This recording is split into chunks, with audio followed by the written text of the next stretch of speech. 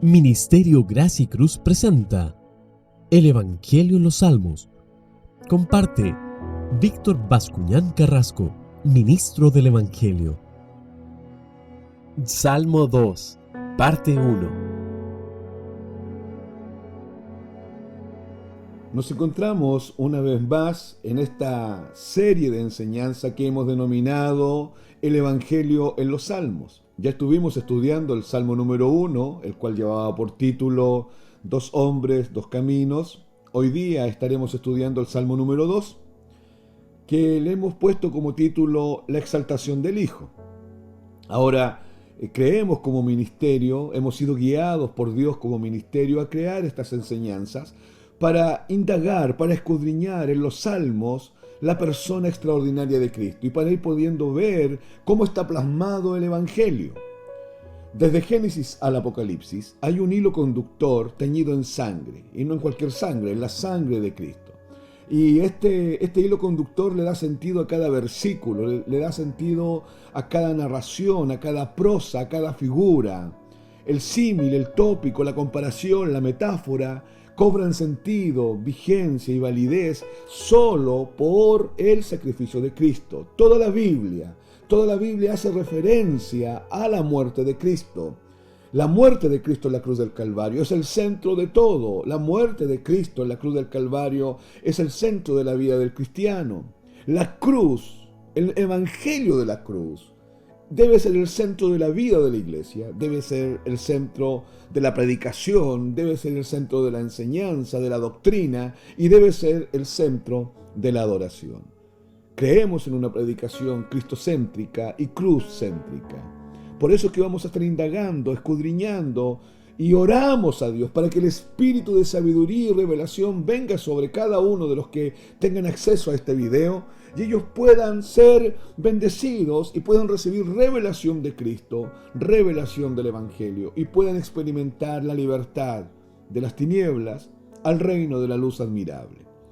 En el Salmo 1 estuvimos viendo esta perfección del hombre bienaventurado, que no anda en consejo de malos, no se sienta en silla de escarnecedores, no sigue el consejo ni el camino de los malos. Ahora, decíamos que esta era una clara referencia a la persona de Cristo, quien era santo, perfecto, puro, inocente, que no ha habido otro con conductas tan altas, con una ética tan elevada, porque él vivía de acuerdo a la voluntad de su Padre. La voluntad de Cristo estaba perfectamente alineada a la voluntad de su Padre.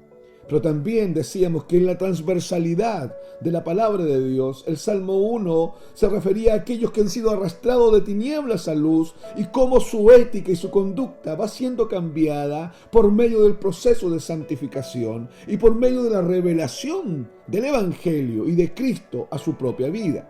Hoy día vamos a estar viendo el Salmo número 2 y tenemos que decir que a este Salmo se le ha llamado el drama de los siglos. Es un nombre que se le ha dado al Salmo número 2 porque contiene una declaración muy fuerte con respecto a la actitud del ser humano contra Dios.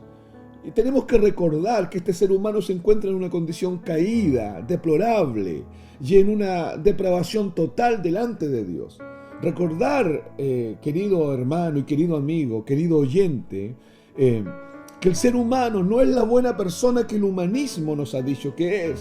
Lamentablemente, toda la influencia del espíritu greco-romano ha torcido, ha tergiversado lo que la palabra de Dios dice. La palabra de Dios dice que el ser humano está muerto en sus delitos y pecados. La expresión muerte en la Biblia tenemos que entenderla como total separación de Dios y total separación de la gloria de Dios, del reino de Dios. Romanos dice que por cuanto todos pecaron, todos, desde Adán hasta el último niño nacido, han sido destituidos de la gloria de Dios. Y que solo el Evangelio puede revelarnos la justicia imputada de Dios, la rectitud de Dios. Sin Evangelio ningún hombre podrá experimentar el nuevo nacimiento. Y este Evangelio es el clímax del Evangelio, es la cruz de Cristo. Creemos en una predicación cruzcéntrica y cristocéntrica.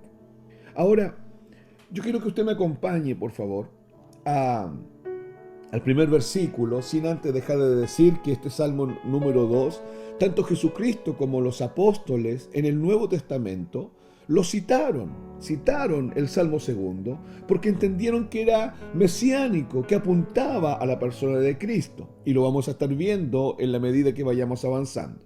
Acompáñenme al versículo 1 que dice: ¿por qué se amotinan las gentes y los pueblos piensan cosas vanas? Partimos con esta pregunta. ¿Por qué se amotinan las gentes y los pueblos piensan cosas vanas? El texto nos muestra a las naciones totalmente alborotadas, sublevadas, conspirando. El texto muestra al ser humano de una forma transversal, en una actitud totalmente rebelde, en una actitud de conspiración permanente y haciendo planes sin sentido. Porque el texto dice: ¿por qué? ¿Cuál es la razón de que se amotinen las gentes y que los pueblos piensen cosas vanas?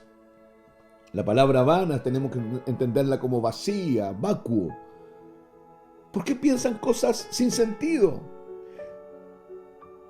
El texto me dice que aquello que ha enfurecido a las naciones paganas y las ha reunido en un gran movimiento de masas, un movimiento de protesta, nunca se cumplirá, no logrará sus objetivos, porque todo aquello que están maquinando, todo aquello que el ser humano maquina, todo aquello que el ser humano hace, no va a prosperar. Ahora, habla de muchedumbres, habla de multitudes. El texto es una clara referencia a la condición del hombre, a la condición de la humanidad separada de Dios. Esta condición pecaminosa, no te olvides que todo ser humano está subyugado a la naturaleza pecaminosa.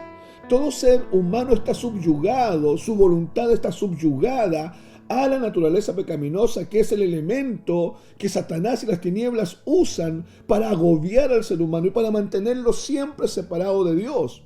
El pecado ha separado al hombre de Dios y el pecado engendró la muerte espiritual. Y todo hombre se encuentra en esta condición de muerte espiritual. Y las muchedumbres se amotinan pensando querer establecer guerra contra alguien. Ahora, ¿cuál es el plan? ¿Qué es lo que maquinan? ¿Qué es lo que están haciendo? El versículo 2 dice: se levantarán los reyes de la tierra y príncipes conspirarán contra el Señor y contra su ungido, diciendo. Hay una referencia aquí a los reyes de la tierra, a los gobernantes, a los líderes religiosos. Y no solo vemos a las multitudes alborotadas, planeando, maquinando algo, sino que vemos una implicancia en el liderazgo, en los gobernadores, una implicancia de la clase dirigente, que están pareciera que están patrocinando una rebelión. Ahora, el texto es muy claro, querido hermano. Dice que conspirarán contra el Señor, contra el Dios de la Biblia, contra el Dios de los cielos y contra su ungido. Qué terrible, porque la escena que estamos viendo es a una humanidad caída, una humanidad totalmente separada de Dios, una humanidad engañada por la neutralidad, por los sofismos, por el humanismo, una humanidad engañada por la influencia del espíritu greco-romano que le dice que la humanidad es buena, nos dice que somos buenas personas, que podemos ir donde Dios, que podemos buscar a Dios, que tenemos libre albedrío para acercarnos a Dios cuando queramos. Todo lo que estoy diciendo no son más que cosas ilusorias. Esto no es así. La carta de Romanos en el capítulo 3 de manera categórica dice que no hay nadie bueno, no hay ni siquiera uno. La carta número 3, el capítulo número 3 del libro de Romanos dice que nadie, absolutamente nadie puede buscar a Dios. Entonces, querido amigo, si yo no puedo buscar a Dios y si en mí no hay bondad, ¿qué es lo que hay realmente? Romanos capítulo 5 dice que el hombre es un enemigo de Dios, que el hombre está en una permanente enemistad con Dios. Y este hombre que es enemigo de Dios está conspirando según el texto bíblico. Yo quiero que usted preste atención, porque la palabra de Dios nos está revelando de forma clara en este momento que el ser humano odia a Dios, que el ser humano aborrece a Dios, que el ser humano no es esa buena persona que todos dicen que es. El ser humano no quiere absolutamente nada con Dios, el ser humano no piensa en Dios. Cuando hay una crisis, cuando hay un sismo, cuando hay un accidente, cuando estoy perdiendo todo en mi vida, recién el ser humano se acuerda de Dios, pero no se acuerda por una profunda necesidad en su ser, sino que se acuerda por miedo a perder todo, por temores, por pánico, por miedo a morir. Pero nadie, absolutamente nadie busca a Dios. Esta es la razón por qué Cristo se hizo hombre y vino a morir en la cruz, porque es Dios buscando al hombre. Es Dios el que siempre toma la iniciativa. No soy yo el que da un paso hacia Dios para mover a Dios y hacerlo dar 99 pasos hacia mí. Esto es falso, esto es humanismo, esto es religión. Y toda religión es humanismo. Y el humanismo es la religión del anticristo, lamentablemente. El humanismo se contradice y se opone al cristianismo. El humanismo pone en el centro al hombre, pero el cristianismo pone en el centro a Jesucristo, pone en el centro la cruz. Ahora, conspirarán contra el Señor y contra su ungido. La palabra ungido en el hebreo es Mesías, Mesías, ungido. Y su contraparte, su homólogo en el idioma griego es Christus, Cristo. Tanto Mesías como Cristo significa ungido. Ahora, estamos hablando de Jesús. Jesús es el Mesías, Jesús es el Cristo. En otras palabras, Jesús es el ungido. Y el texto dice que las muchedumbres se amotinan, conspiran contra el Señor y contra su ungido, es decir, contra Cristo. Ahora, ¿cuándo comenzó este movimiento? ¿Cuándo comenzó esta conspiración? Esta conspiración comenzó apenas Adán cayó allá en Edén. El ser humano entró en una condición totalmente apartada de Dios. El ser humano entró en una condición de muerte espiritual y de enemistad con Dios. Y a medida que pasaron los siglos, la pecaminosidad aumentó. El estado y la condición de tinieblas se hizo más pesada sobre el hombre. Y el hombre fue acumulando ira para el juicio de Dios. Y el hombre se ha encontrado desde esa fecha hasta ahora bajo el juicio de Dios y bajo la justa ira de Dios.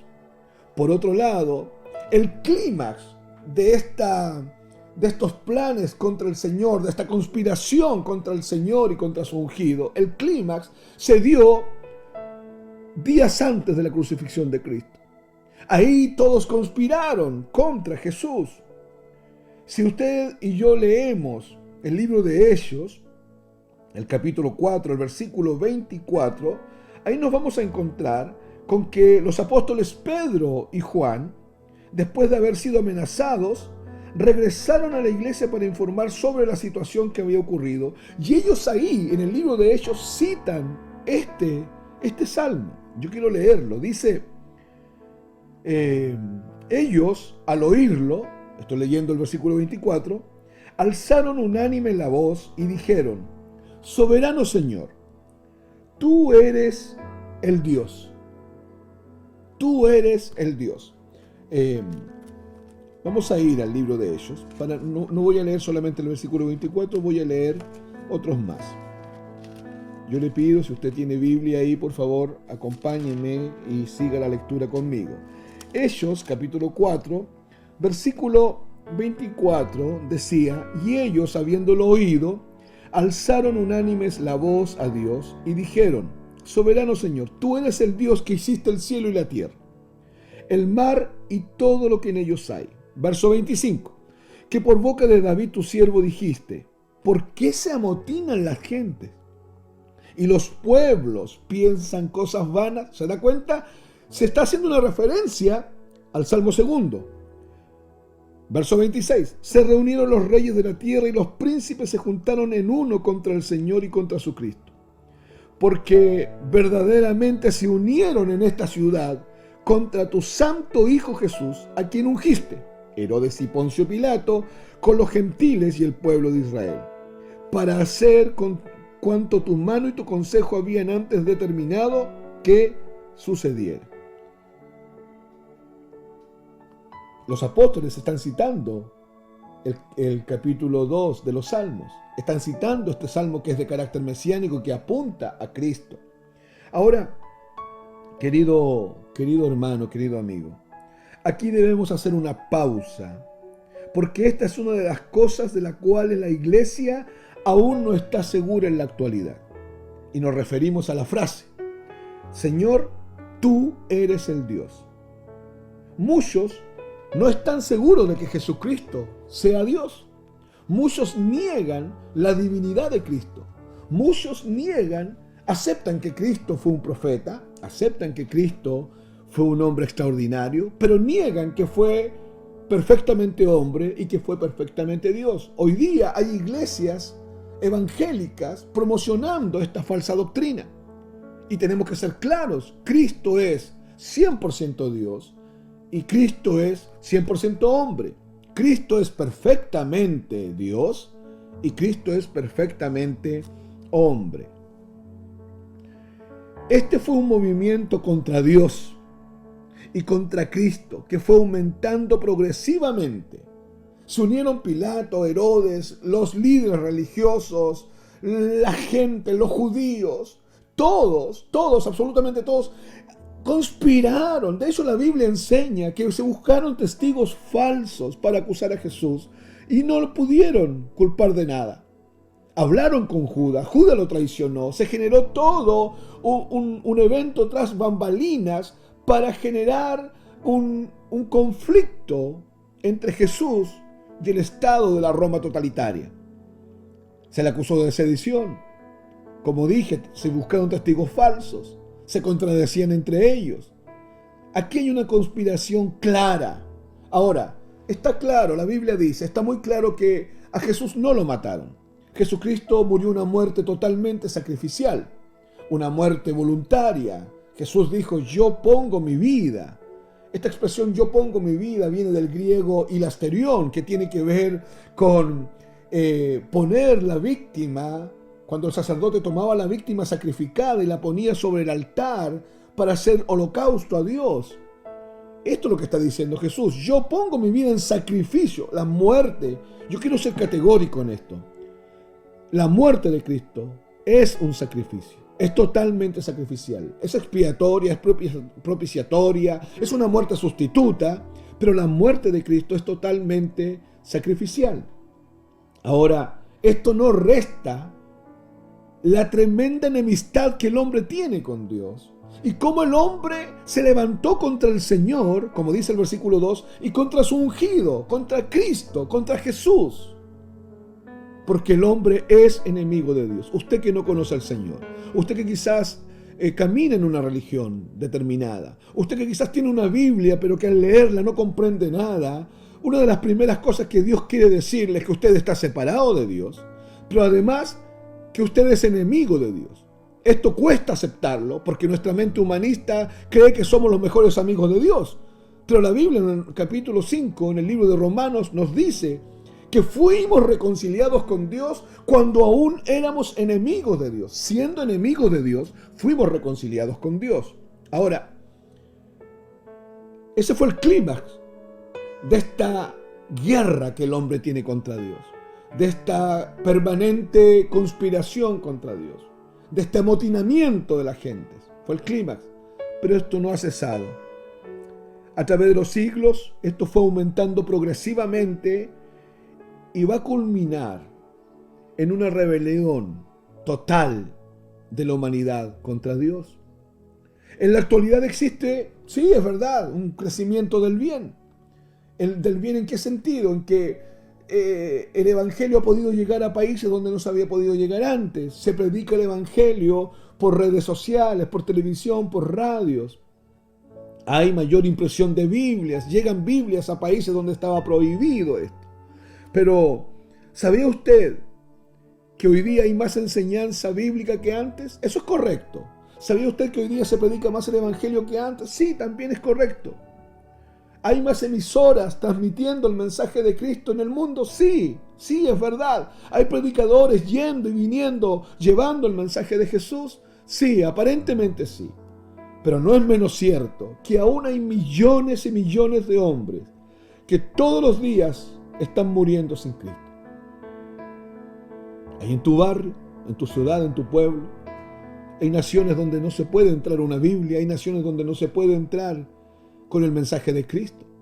Ahora, ¿por qué digo esto? Porque así como el evangelio ha avanzado, el mal ha proliferado, la maldad ha aumentado, y esta conspiración del hombre y esta enemistad del hombre contra Dios también ha aumentado.